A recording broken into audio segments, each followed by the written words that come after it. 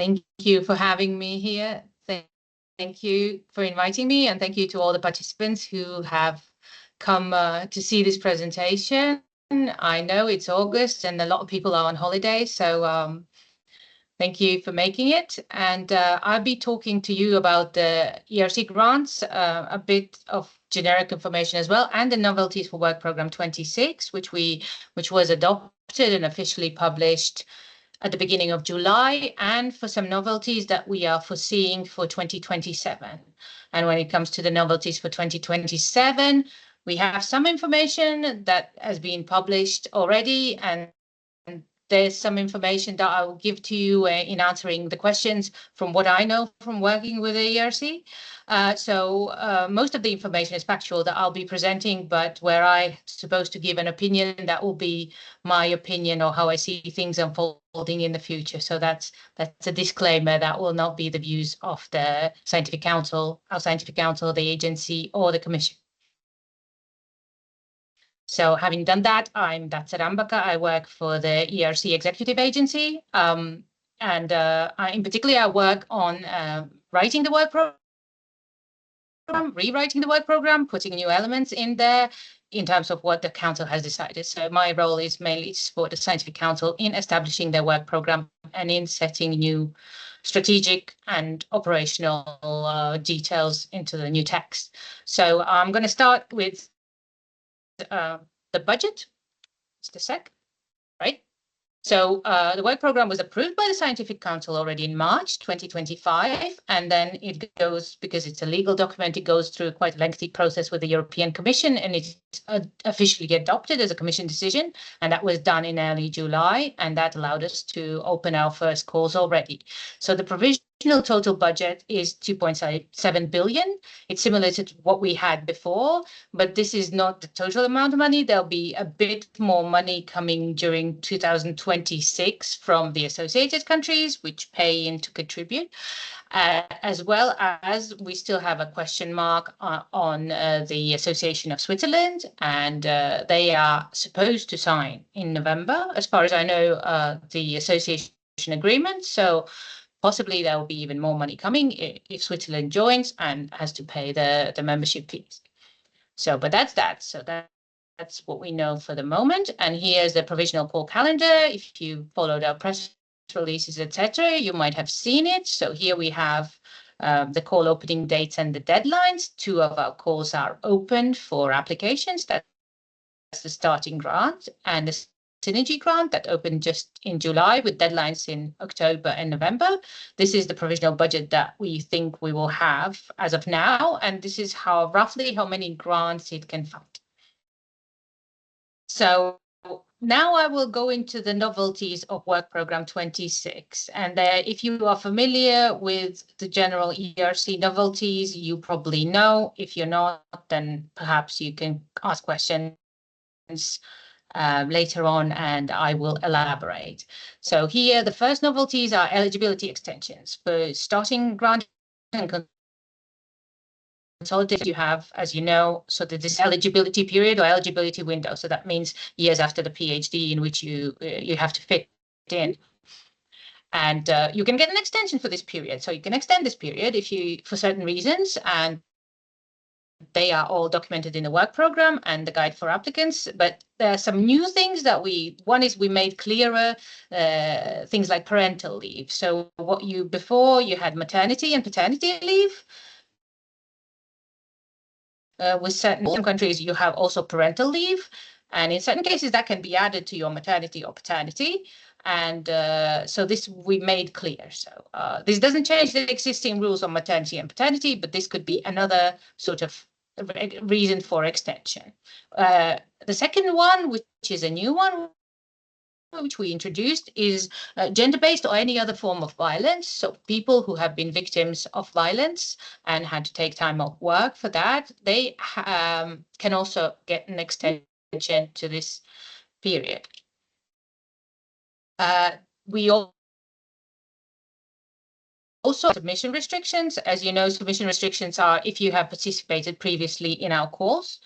Depending on what kind of result you got, you might be excluded for participating in future years. And the practice is to always, in every work program, tell people who participate in previous calls which are those who cannot participate in this call exactly. So for 26, applicants to Synergy Grant 25 call who obtained a score B at step 1 will not be eligible to Synergy Grant 2026.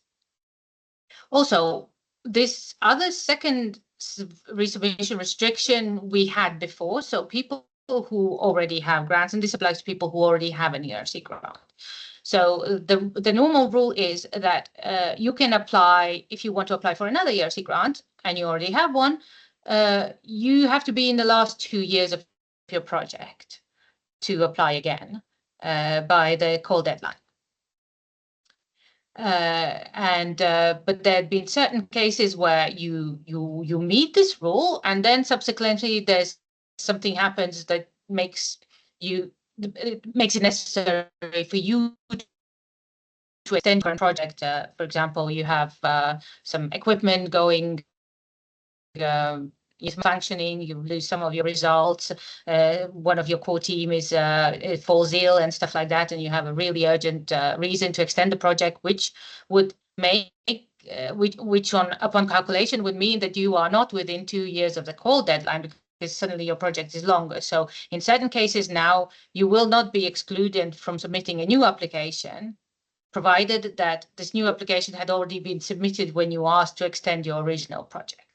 So I hope that makes sense, but this is just sort of, we had the rule, but now we made some adjustments to the rule to take note of various circumstances that you can have. Of course, you would have to prove that this was an exceptional circumstance, etc., but this is now possible. Right, and then the thing that interests most of our applicants now currently is the new proposal structure. So we have a new proposal structure for the application form, and it has been discussed a lot by the Scientific Council before introducing it, with a lot of feedback from panel members and applicants, etc. So there was a lot of criticism about the length of the proposal, how it was, you have to submit everything at once. People were confused which part addresses which part of your research or foreseen research. So now the proposal is as follows. It's been made shorter, particularly the second part, but these are the new, this is the new terminology for the proposal, and I will explain a bit more about it as we go along. So here we have scientific proposal part 1, which is 5 pages, and it's what used to be the extended synopsis, although what you're supposed to put in it is slightly different than in the extended synopsis, and I'll speak more about that.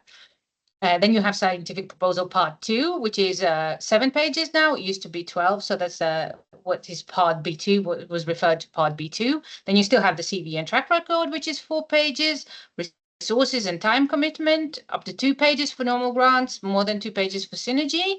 And then you have to have annexes of running grants, grant applications in progress, and references. So what we expect now in scientific proposal part 1. Scientific proposal part 1 previously was supposed to be a summary of the whole proposal. Now it's supposed to be a short version of what you want to do in your project, basically. So here you would have to cover what is your main idea, what is the scientific background knowledge, so previous literature, previous state of knowledge currently, etc., etc. What is your main objective or goal? What is your overall research approach or design? And sort of how will it change what is currently being done? Why is your proposal important? And this is a very important part, because this part will be the only part that's seen as step 1. So how you wrote this part will determine whether you go to step 2 or not. This is the only part that will be, along with your CV and track record, will be evaluated at step 1. Now, scientific proposal part 2, or what used to be the 12 pages before, it used to be the whole proposal before. Now, while we are focusing in the scientific proposal part 1 on the idea, on the background on the main questions, on the main research.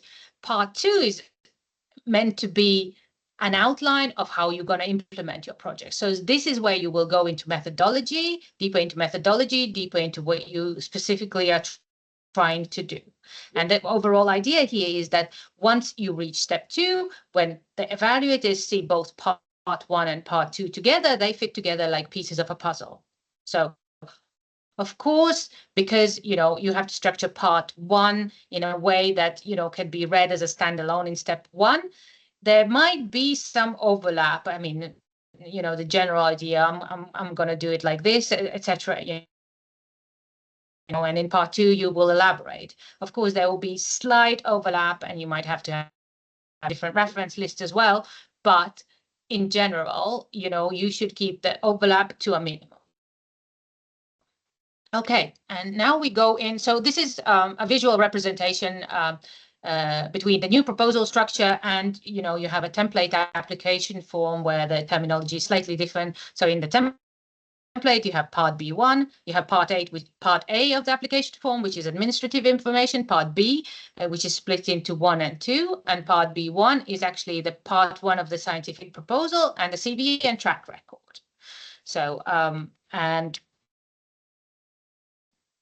at the evaluation step 2, you have the part B2, part B1, and part A. So this is what will be evaluated at step 2. So where all part B1 from step 1 is added to part B2, which the evaluators haven't seen yet. And then at part A, the budget part is added as well. And so this is what is evaluated in step 2. So I hope this makes it clear the difference between what's in the work program, part 1 of the scientific proposal, as opposed to part B1 of the application form.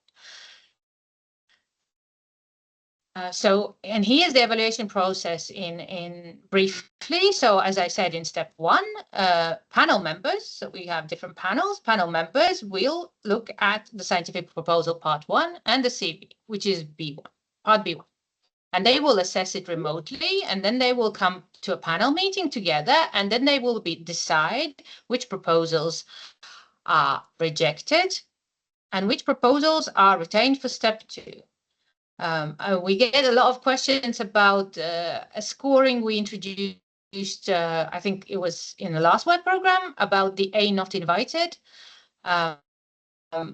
This is so we have the score C and B, which, you know, anybody who gets a score A at step 1 goes to step 2.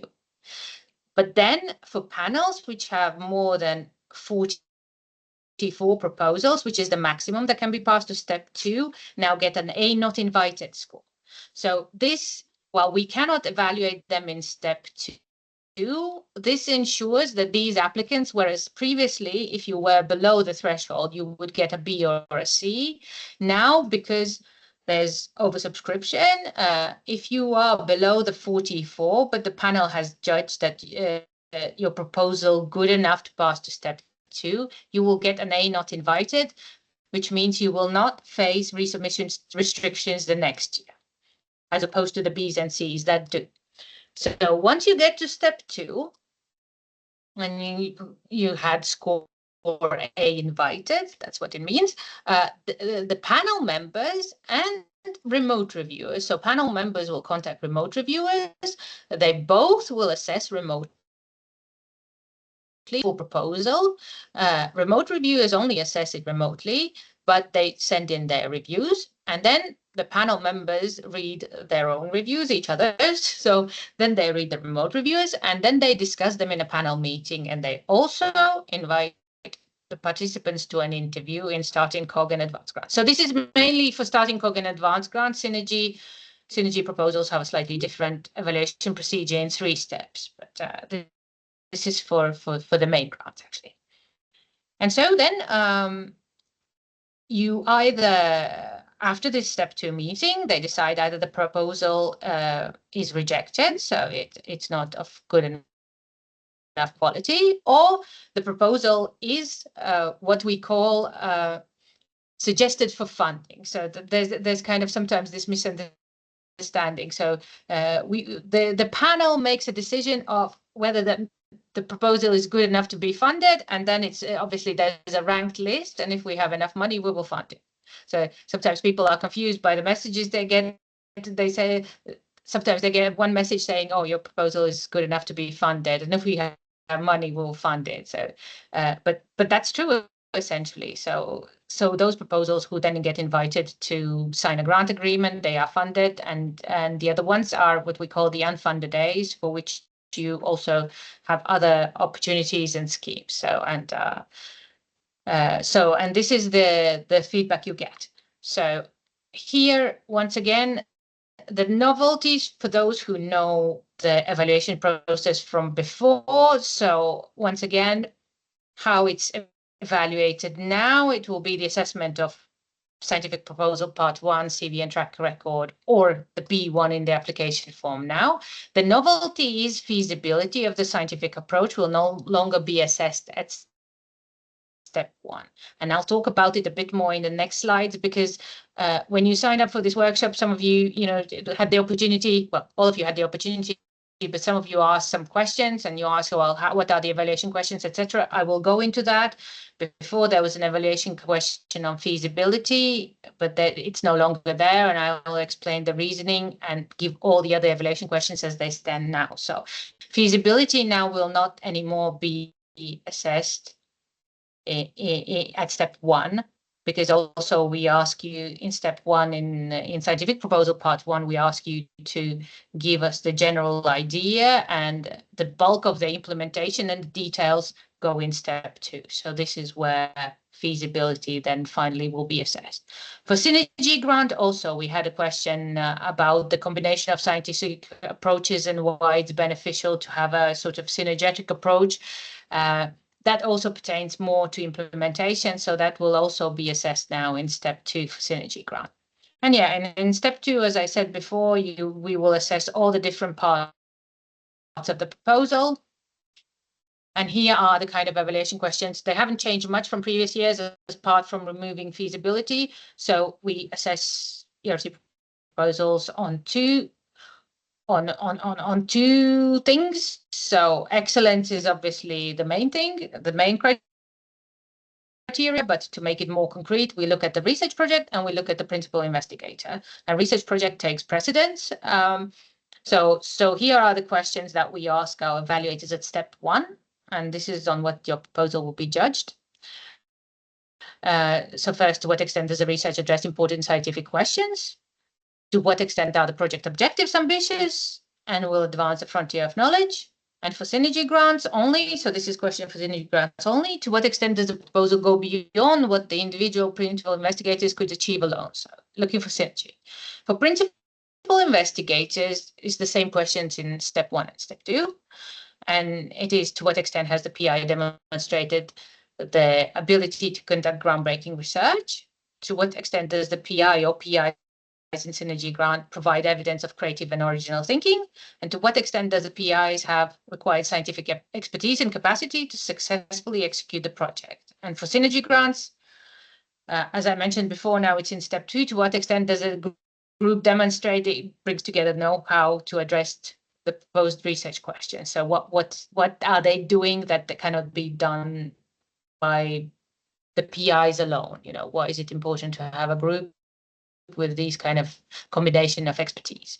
And now on research evaluation questions in step 2 on the research project. So we asked some questions that are the same. So the first 3 are the same that are asked in step 1, and the rest of them pertain to methodology, to research design, etc. And they say, to what extent are the research methodology and working arrangements appropriate to achieve the goals of the project?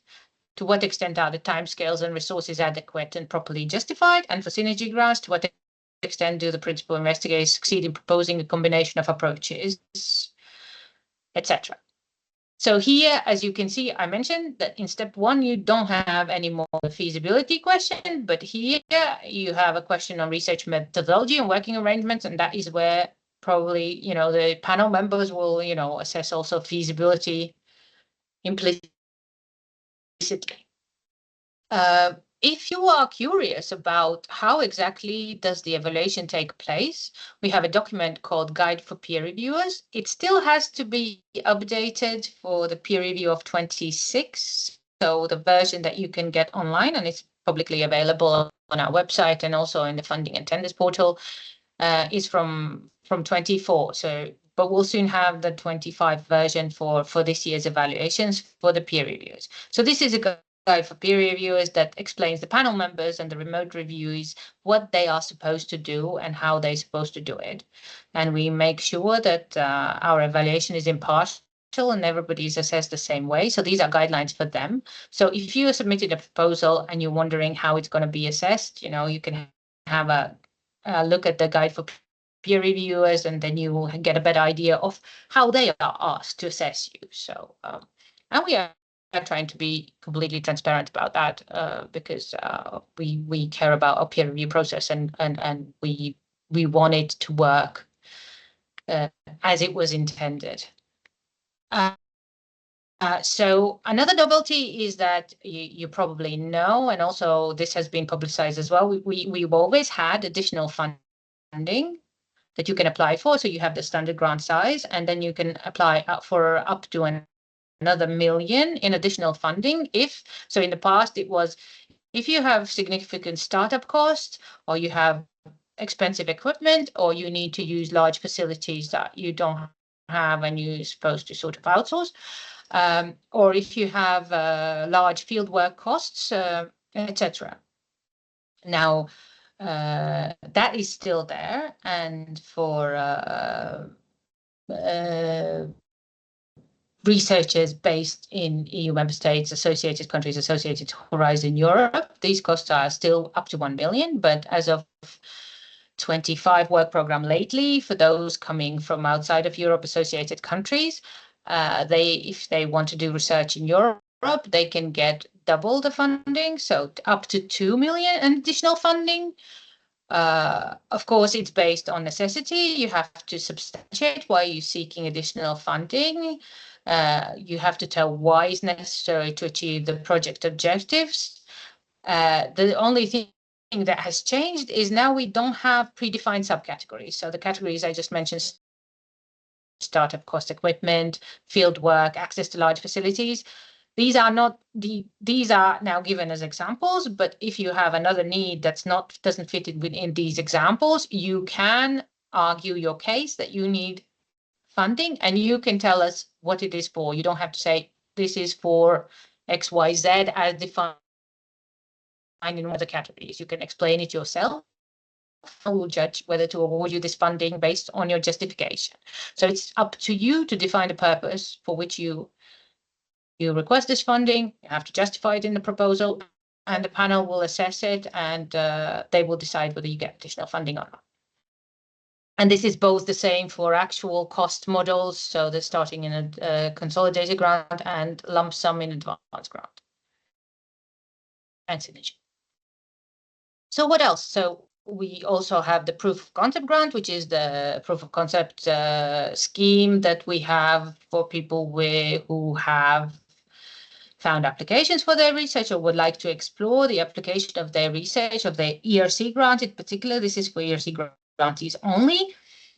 Previously, we had 30 million for that. Now we doubled the funding. So as of 26, you can have 60 million if you're an ERC grantee and you have an idea and you would like to test that concept in practice. There's more money to be had. It's a scheme where you get 150,000 per project. So there'll be more money for that. And also every other year, we run this public engagement with research awards. So a lot of researchers have their research is relevant to the public, and they work in areas where there's a lot of engagement or communication to the society and feedback.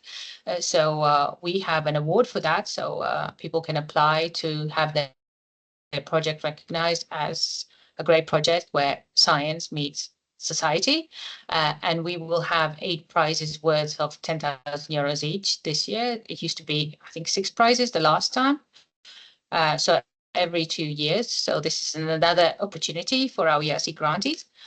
And yes, so the last novelty, I would say, is we have revised the annex on participation of certain countries and conditions on the eligibility of entities from certain countries. So in addition, there'd be new sanctions for Russia issued by the European Commission. And so these sanctions also apply in our programs, and these are sanctions imposed on legal entities outside of Russia, but who are largely or directly owned by entities established in Russia.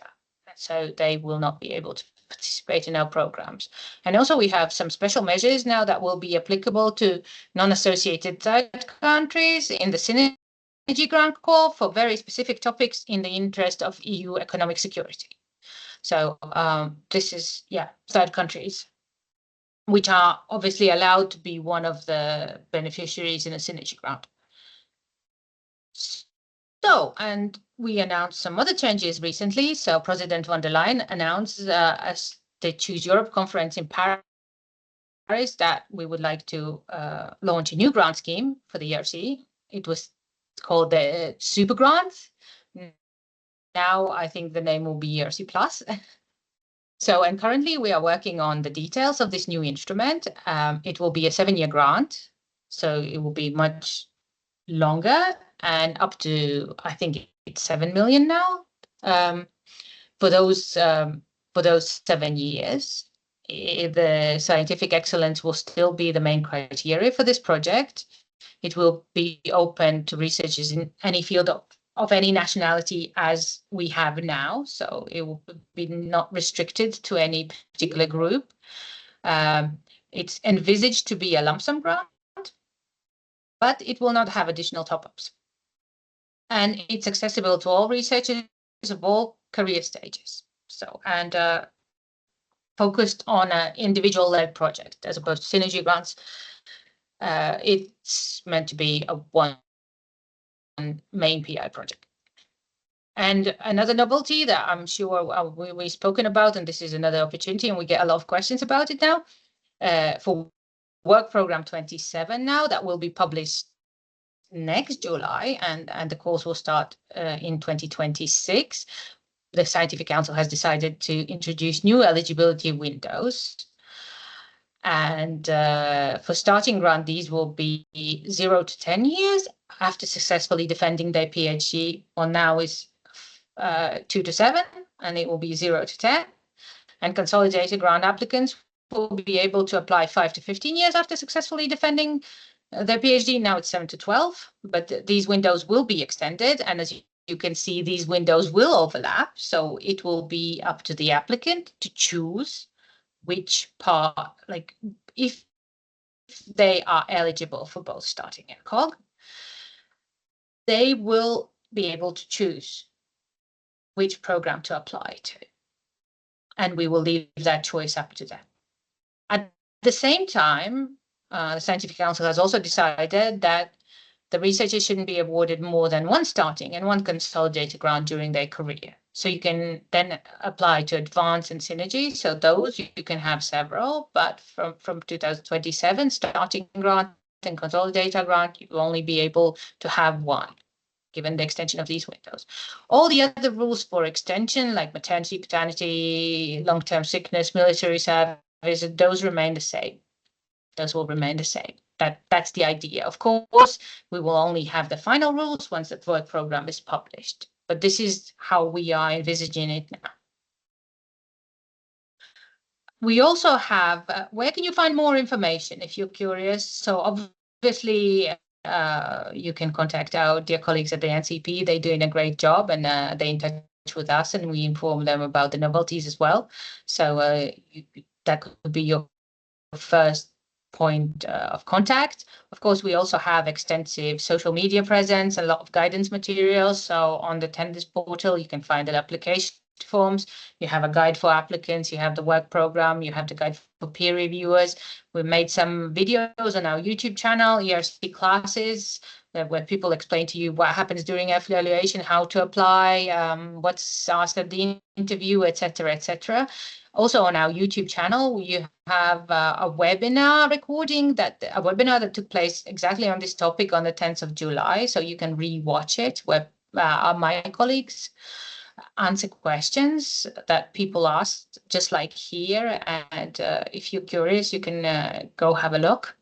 There's further information, and also they're compiling answers to most of the frequently asked questions at the moment. So they will come on the website. If they're already not there, they will come on the website.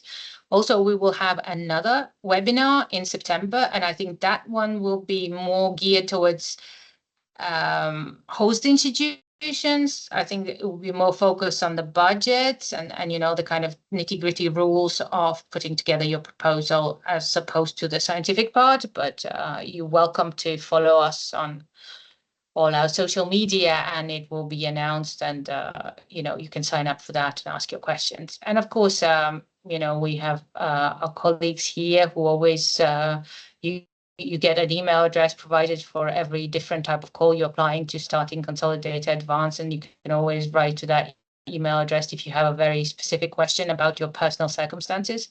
So so that's that for me. Thank you, and I look forward to your questions.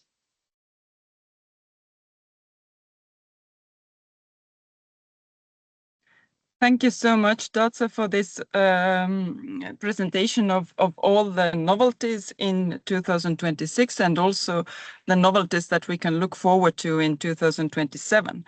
So we do have a number of questions, and I encourage everybody to still use. We have plenty of time for questions and answers, and to still use the Slido for submitting further questions. But now I will share also with you the Slido screen, and I will try to do that, and hopefully I am successful, and I will read some more popular questions. I have also kept an eye on the questions, and I see that there are some recurring worries about the changes, or how to interpret the changes. So let's start with questions about the main novelties, and that is the B1 and B2 part, or how they were used to known, but scientific proposal part 1 and scientific proposal part 2. So the question is, how does the content of the scientific proposal part 1 differ from last year's B1, apart from the fact that there is now the feasibility is out of the evaluation questions? Yes, so whereas before B1 was supposed to be, if you imagine B2 as being the whole proposal, B1 was supposed to be a summary or an abstract, obviously detailed enough for you to be assessed and pass to step 2. Now it's kind of supposed to be a stand-alone mini proposal, if you will. But not going into too much detail on implementation.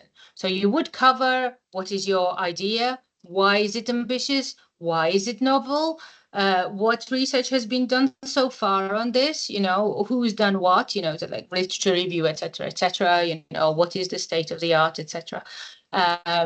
What is the general approach you propose to take, what does it entail, what will it change? And then B2, you go into the implementation. Whereas before B1 was, so this is what I just said before, plus I'm going to do this, and this is how it will be done, and these are the questions, and this is roughly, people that will work on it, sort of, you condensed everything into that. Now you focused mainly on the idea and leave most of the implementation for B2. I hope that answers the question. Of course, in different fields, you have different ways of structuring a proposal. In certain things, you would not necessarily necessarily mention certain details, or maybe you would mention the approach vaguely, or you would mention the approach in detail, or you're not used to this kind of format of the proposal. But yes, some repetition is okay. But what was one of the main frustrating things that also for panel members, that in previous years, B1 and B2, there was a lot of repetition, and that would be like, you have to streamline your proposal, so you keep repetition to a minimum. I thought scientific council thought this would be a better way of tackling that problem. I hope that answers your question. Yes. So coming back to your information on the evaluation procedure, the fact that B1 should be directed to generalists still remains the case, doesn't it? Yes, indeed. Yeah. And the scientific proposal part 2, the former B2, will have to be directed to more specialist audience. Yes, indeed. So, but also it will be evaluated again by the panel members. So both of them. Yeah, but they will take into account the reviews of the remote reviewers, as we call them, who are specialists. So they'll be guided by their specialist opinion. So on the research strategy, can you recap one more time what should be covered under research strategy?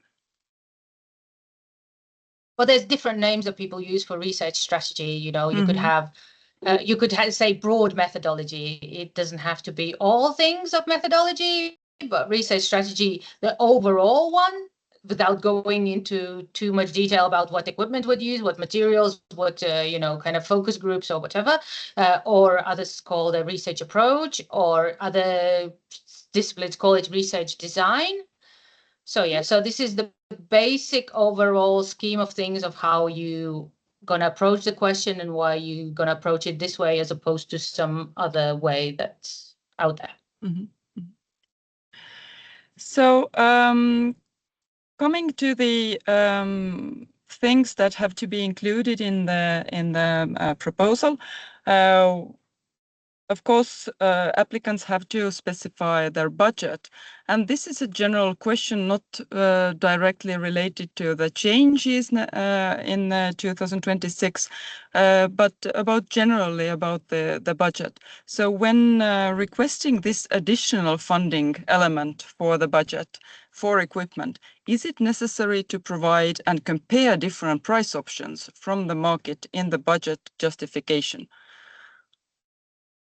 That's a very technical question, but from what I know from proposals, I mean, we could double check with the financing department, but I do not think that you have to provide these.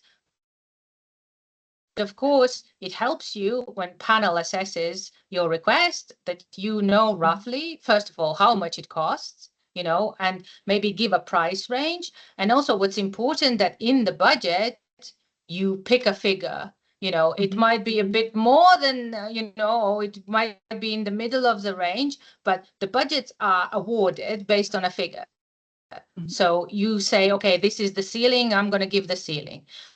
Of course, you will not buy the equipment before you have got your grant.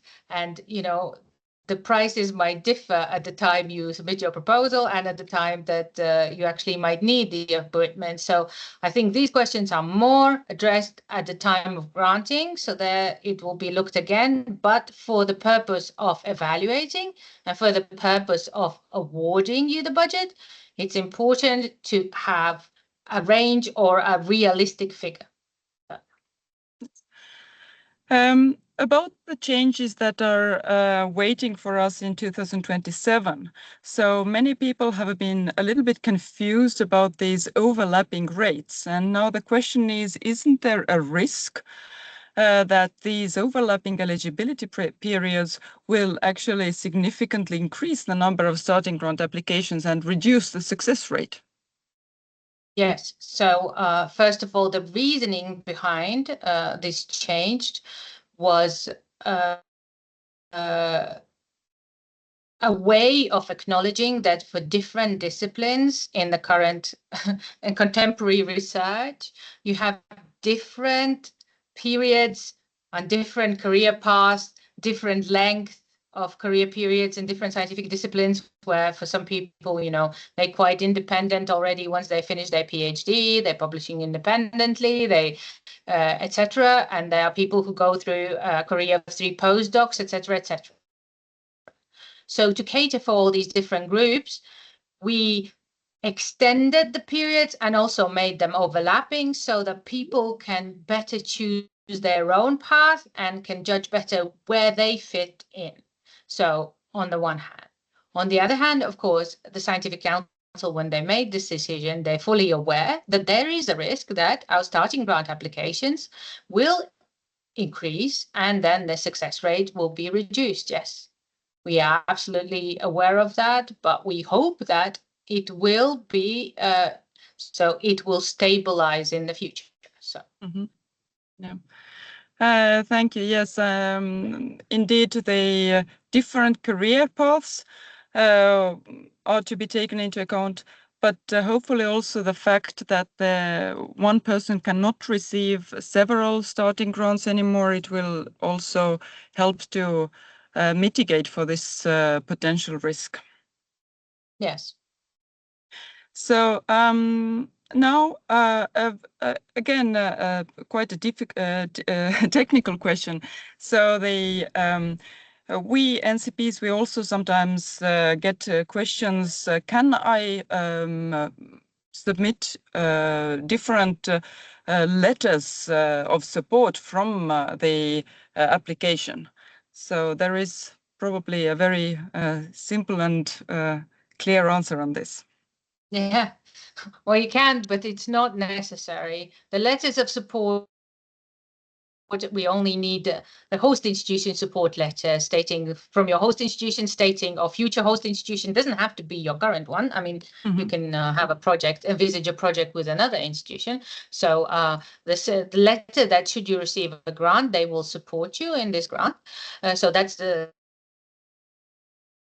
the required documentation, but whereas letters of support from other people, like in the sense of recommendations, those are not necessary. But of course, if in the proposal you are envisaging to collaborate with someone and have research collaborations or other forms of exchange, or have an advisory board or whatnot, of course, you are asked to state that in your proposal. But this doesn't have to, you don't have to provide proof of this stage of that. The other documents that are also absolutely necessary are if you're asking for an extension. First of all, if you're starting in control data, your PhD diploma with the defense date, or a letter from the HI if the defense date is not there. If you're asking for extensions, those have to be documented. So if you have children, there's documentation. That what kind of documentation you need, all the details are in the guide for applicants. And so, yeah, and if you're asking for extensions for any sort of reason, maternity, paternity, sick leave, those have to be documented. But no, letters of recommendation or references, etc., that is not necessary. There are now a number of questions that relate to partners, collaborators, etc. So let's take those one after the other. So the first question is about ERC Synergy Grant, which is, of course, rather different from the single PI grants. And the partner organizations in ERC Synergy. I suppose that the question is about actually the other host institutions of the other POs. So can we pay salaries for research staff or a PhD student in the organization, in the partner organizations, or can we involve an NGO without budget allocation? This is clearly about a partner organization. Yes, I have to say that financial details, the technical financial details are not my forte, so probably my colleagues would know more about this, but I take it this is not beneficiaries as in the other host institutions, because then that is simpler because every host institution has their own budget. So So there you can budget for things. You can involve organizations without a budget allocation. We have some sort of in-kind contributions where they say, provide time or facilities. So that's possible. These details are mainly, you have to explain how it's going to work. Of course, you have to find beyond the host institutions, if there's an organization, there can be partners, as you call them. But the arrangements of how they pay, that's a bit of more of a technical discussion. So you have to find and maybe consult either our financial department colleagues, NCPs, or your own HI host institution budget people to see what can be done if you need to pay a third party. So you can have third parties collaborating, but there's certain things, yeah. Perhaps you know more about it as an NCP, you get probably more questions about it. As a consolation to everybody whose question we are not able to answer, either related to the nature of the question or because we run out of time, then we will provide answers to all of the questions later on that were not answered properly during the session. So we will keep these questions if you have submitted them via Slido, and we will share them. And there are more questions about collaborators. So as ERC grants are like individual grants with one host institution and one PI and their team, there is always a question, or is it possible to have these collaborators or partners? And it is probably quite difficult to answer that in one sentence. Yes, but you can have collaborators. It will be just mainly, as you said, the ERC grant is a mono-beneficiary grant, apart from Synergy, but the main grant. So basically, so you have money awarded to the host institution. The host institution has an agreement with you as a PI, and then they look how the host institution can have other collaborators and what are the financial transactions and what kind of agreement you have between. So in very few cases, you can have what used to be co-PIs or other beneficiaries, but that needs to be discussed at the grant agreement level. And there's different situations. So what is the best exactly? And of course, host institutions have their own funding rules. So, and if there's a dispute, the host institution funding rules prevail. So there also you need to know if your host institution sort of, what do they allow as collaborations to make sure that everybody gets, paid appropriately, etc. So. Yes, and in the Synergy grant, coming back, trying to collect all of these questions about the partners and collaborators. So Synergy grants are a bit different. So we have 2 to 4 PIs with their own host institutions. And the question is, what is the main difference between team members and partners? Maybe the question is the other PIs in the Synergy grant? Well, I think there is a proper terminology of what we mean as partners when we have grant agreements with the Commission. So Commission grant agreement, partners has a very specific definition. I cannot remember it by heart, but I mean, team members normally would be, in our terminology, the people who work with the PI. So you're not the PI, you're not the co-PI in the Synergy, but you are a team member. So that means you're a member of staff under this project.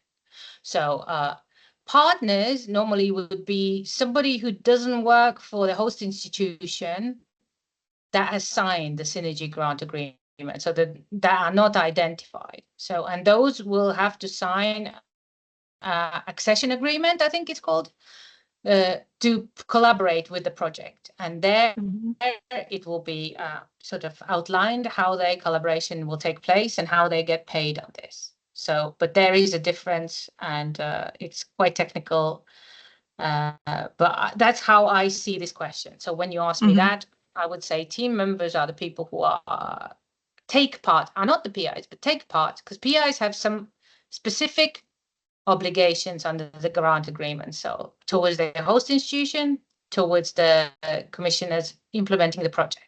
So team members are their staff, I would say. And partners are people who collaborate in the project, but it's not their main project. They have been associated to the project to do specific things. So coming now back to the specific changes in 2026 work program for scientific part 2. So how much repetition is there needed actually? So should the applicants reintroduce the topic and innovation that are provided in the field?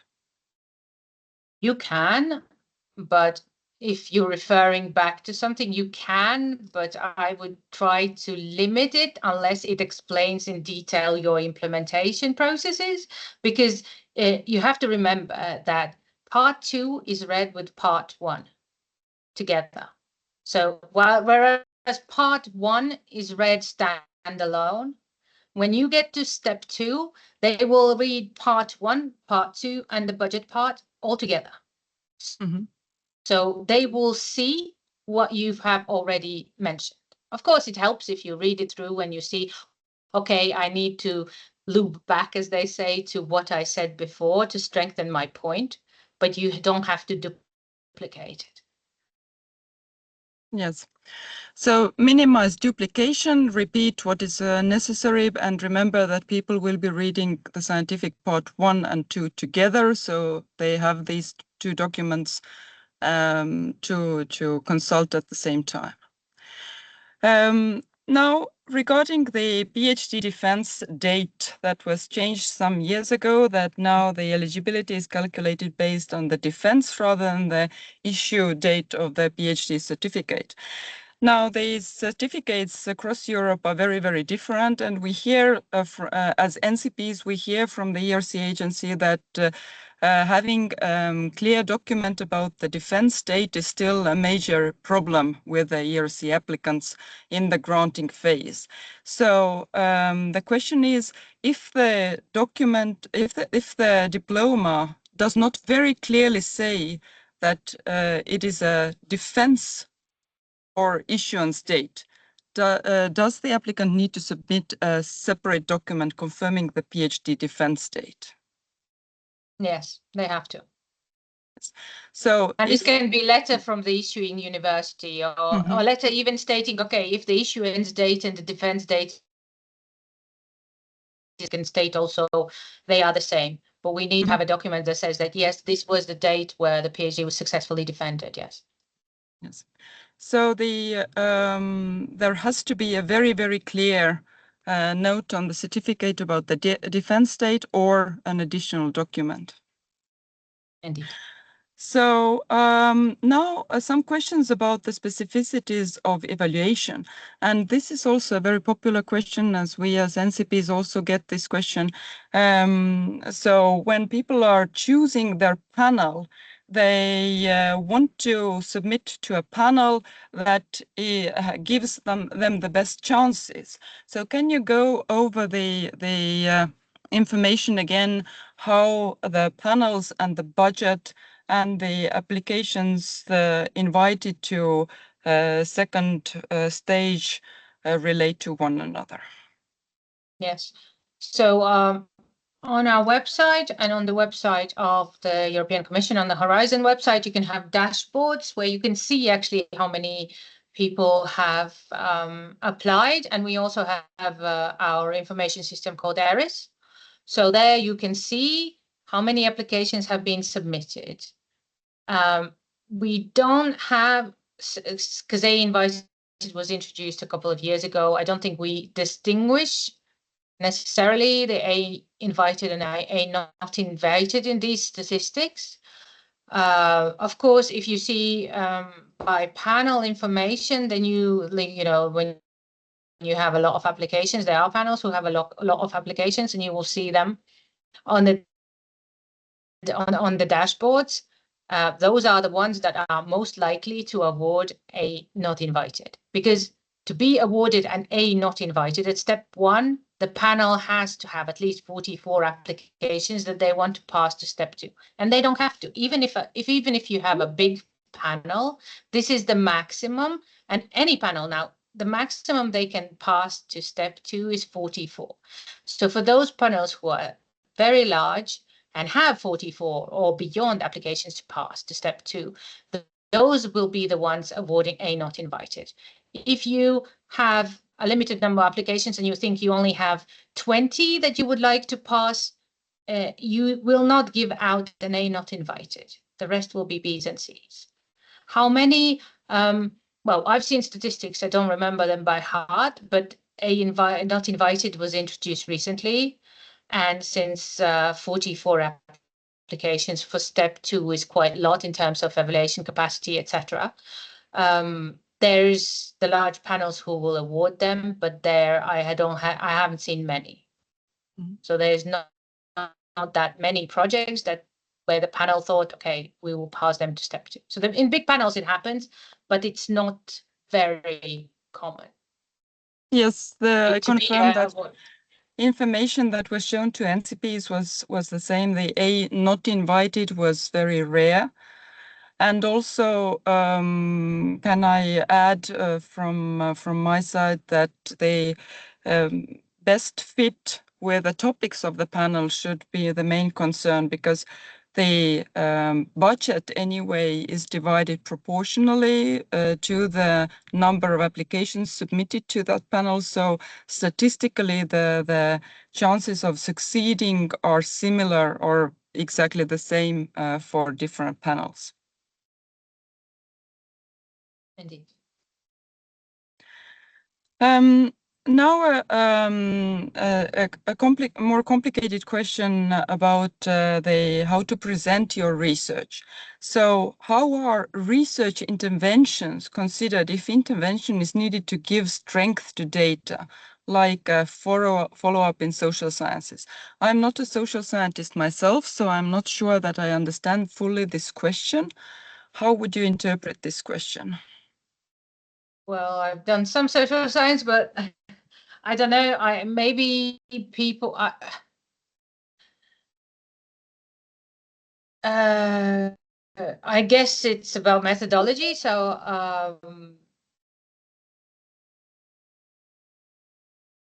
and okay. So I think people are asking, how would you rate a project if the methodology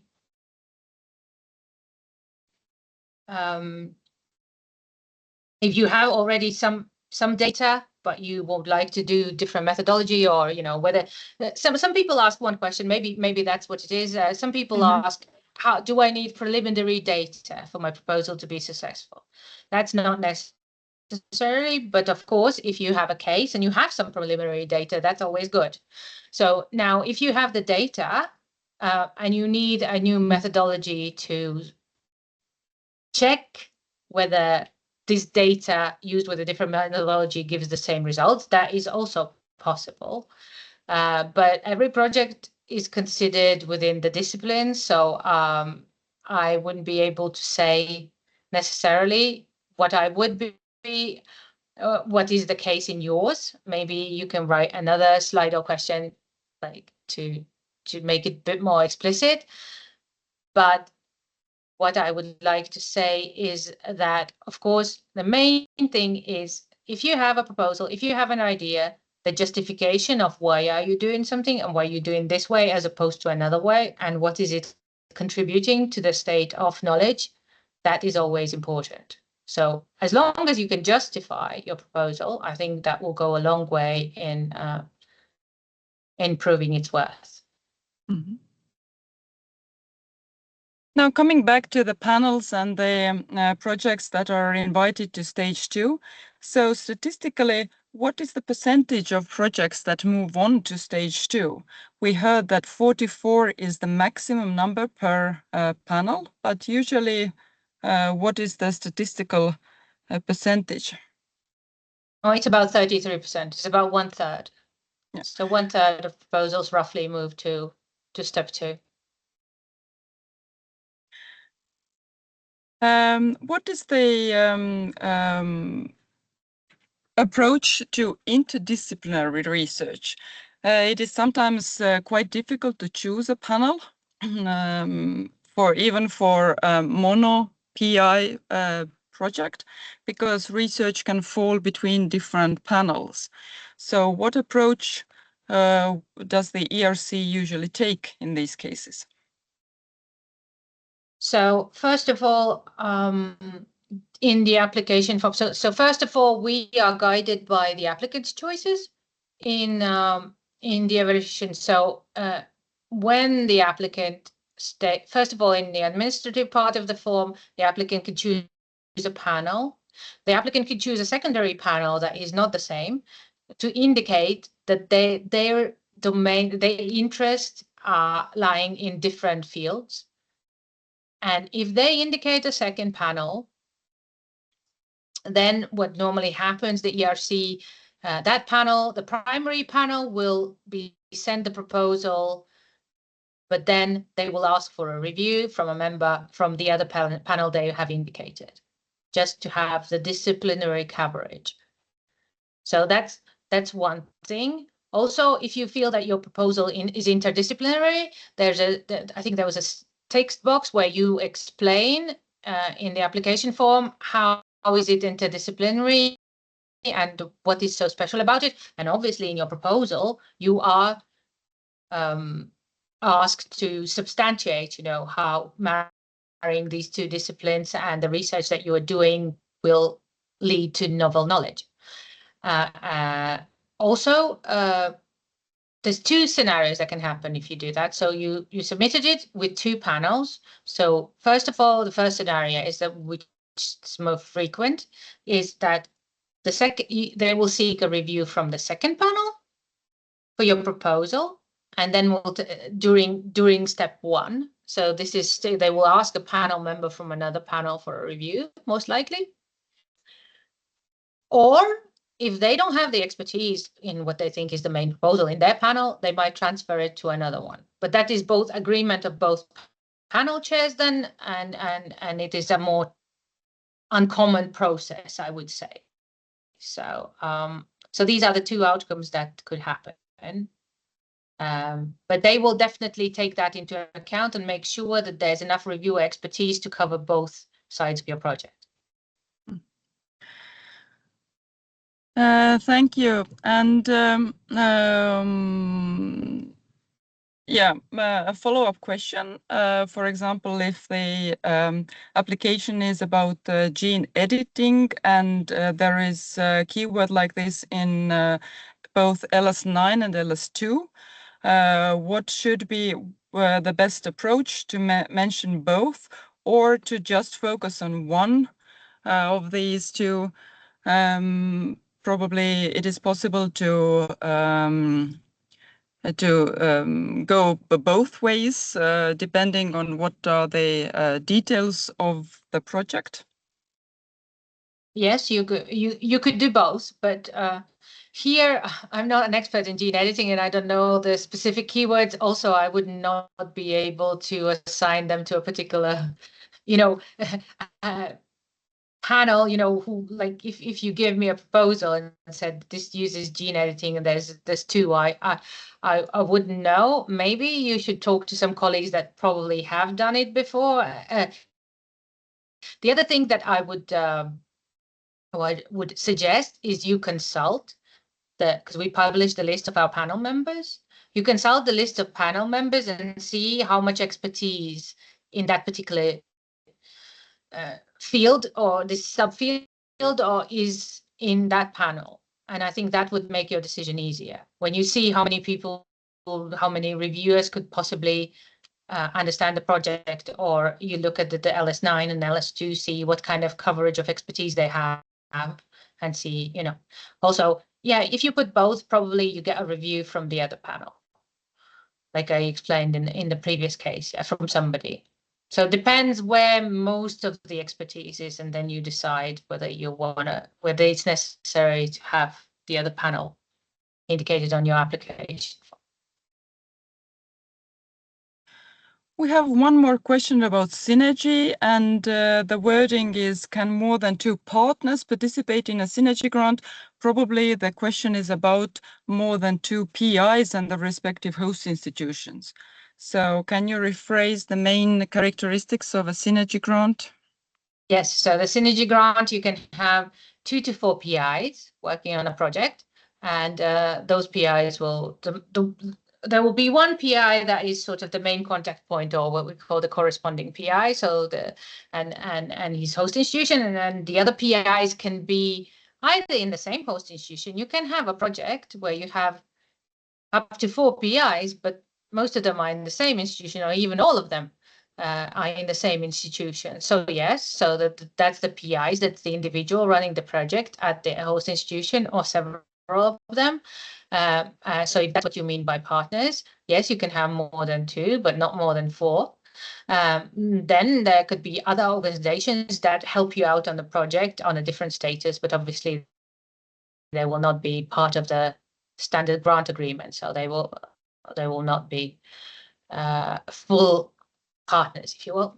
So did I miss something? What else was there specific about? I think that is yeah, I think that is clear. So 2 to 4 is the number of the full partners. Yeah, and they can be at the same host institution. Sometimes we get that question because people think, and one person can be in a host institution outside of Europe and outside of associated countries. So US, Australia, Canada, you can have one that is a host institution. That means they will be fully associated, not just helping out. So yes, synergy can be quite complex, these constellations. Please contact your NCP. We can help you in more detail with these technical questions. Now, a follow-up of this research intervention question.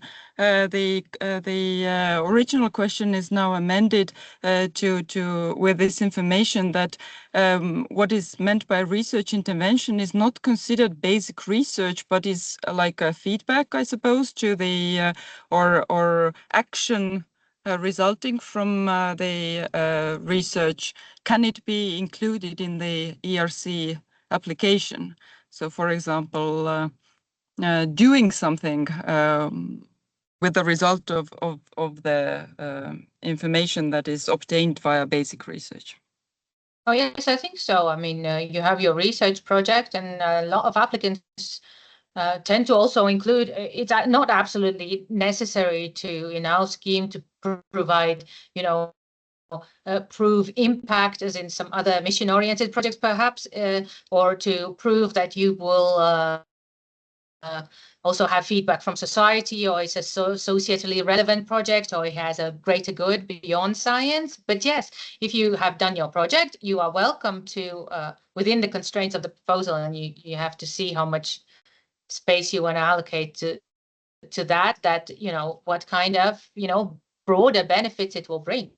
Yes, society, yes, absolutely. Now, here is a more philosophical or higher level question. So how does ERC invite feedback to the work programs? If the research community thinks that there are there are ways to improve the work program, the next work program, how can they give this information to the ERC agency or the scientific council? One way is via the program committees, and to do that, you're welcome to give your suggestions via the national contact points or the program committee members, who can then convey this opinion to the via the program committee structure of the ERC.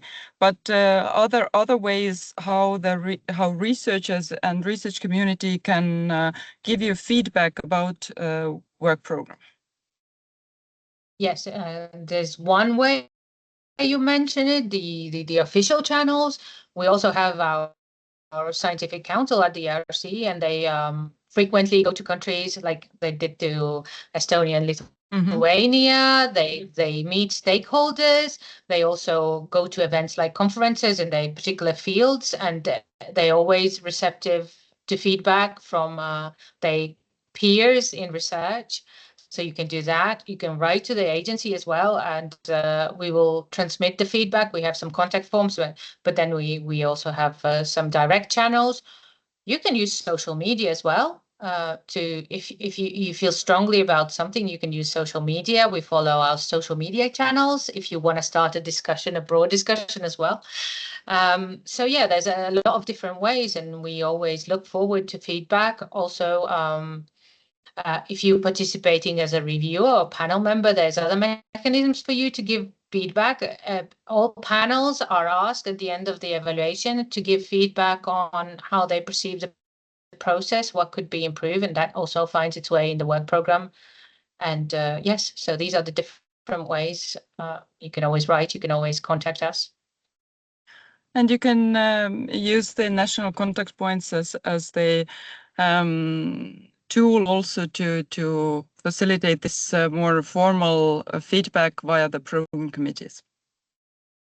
And finally, a question about the host institutions. So what kind of organizations can or cannot be host institutions for the PIs? Can an industrial company be host institution, or are there specific requirements for host institutions? Well, yes, yeah. Host institutions can be either companies or public entities like universities or private universities or research institutes, etc. So yeah, if it can even be your own company and you can be the PI, that's also possible. I think we also can have or we've had maybe 1 or 2 NGOs as well. What are requirements? What are the requirements? Well, you have to be registered. Your legal entity has to be ascertained. You know, you have to have a company first of all, and then I think there's some very technical rules that you have to have some sort of financial capacity. So there's some financial capacity requirements, but you can find out more on that in the back of the work program. But yeah, if you are a company and if you solvent, and then probably you need to have auditors and certificates and things like that in certain cases. But yes, if you're a company and you're in good financial health, I think that shouldn't be a problem. Thank you. And this was the last question that we had in Slido. There was one that I accidentally answered before, that was about which NCP to contact. And the suggestion is to contact the national contact point of the country where your future host institution will be, where you are applying. So that is our recommendation. So from my side, this is all. And Dace, Gabriele, if you have something to add.